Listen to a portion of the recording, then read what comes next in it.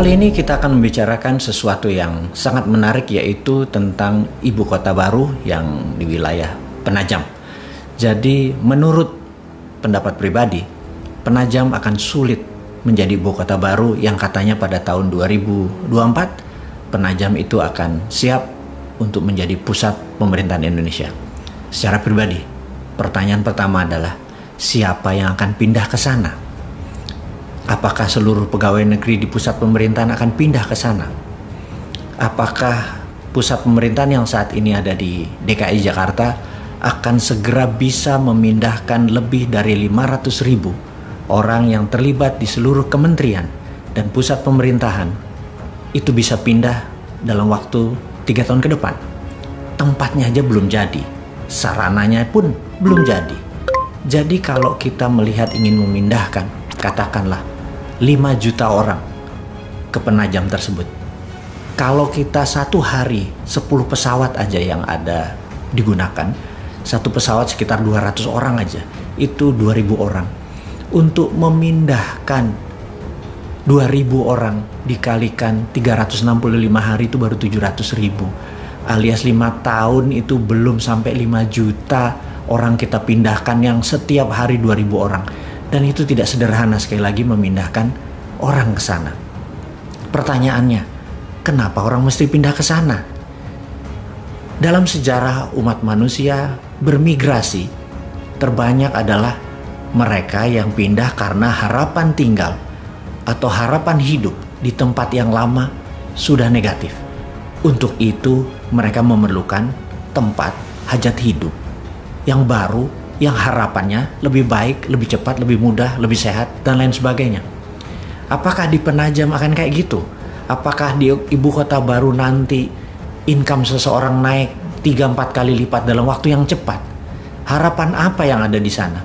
Kalau tidak ada harapan yang lebih bagus dari tempat yang lama, siapa yang mau pindah ke sana? Kemudian, membangun infrastruktur. Membangun infrastruktur itu ada infrastruktur yang dasar seperti air, sistem jalanan.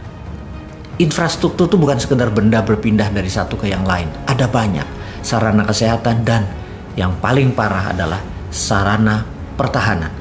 Kita tahu di utara Penajam, di wilayah Indonesia itu ada Malaysia, ada Filipina, ada Tiongkok, yang dengan kapal induknya kita disenderin di Laut Cina Selatan dalam waktu 2 jam itu sudah bisa mencapai Penajam.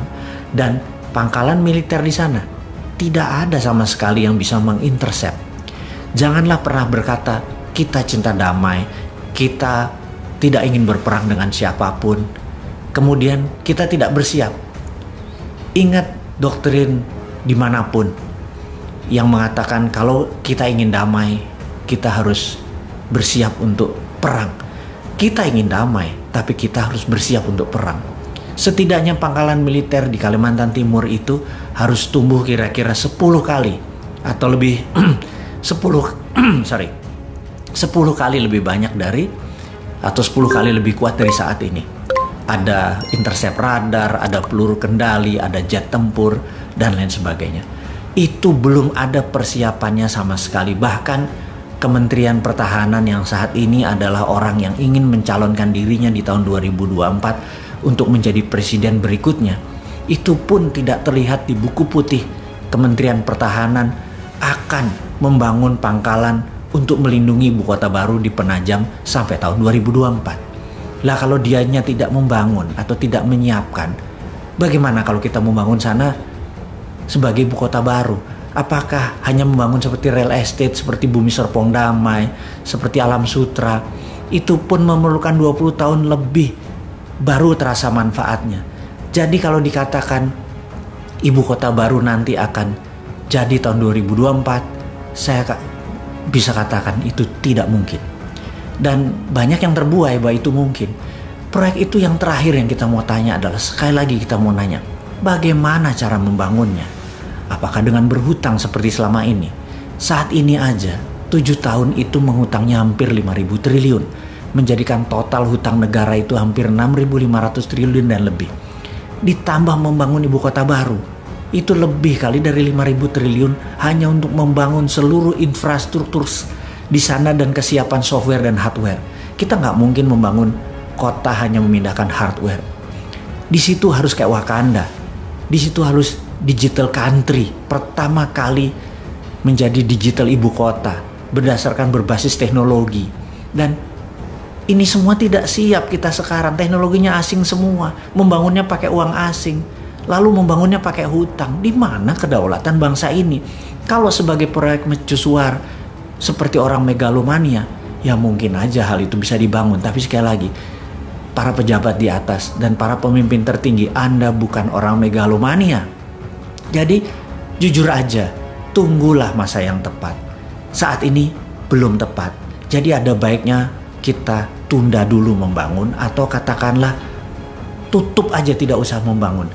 Kita nggak pernah kita menuduh bahwa begitu tidak dibangun, wah lo tidak komitmen. Enggak, kita mengerti.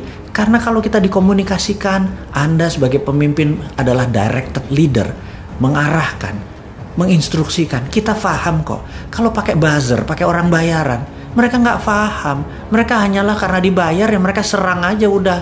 Pokoknya apa sabdonya Anda di echo aja sama mereka, diamplifikasi aja tanpa melihat bahwa implikasi itu sebenarnya tidak begitu maksud Anda.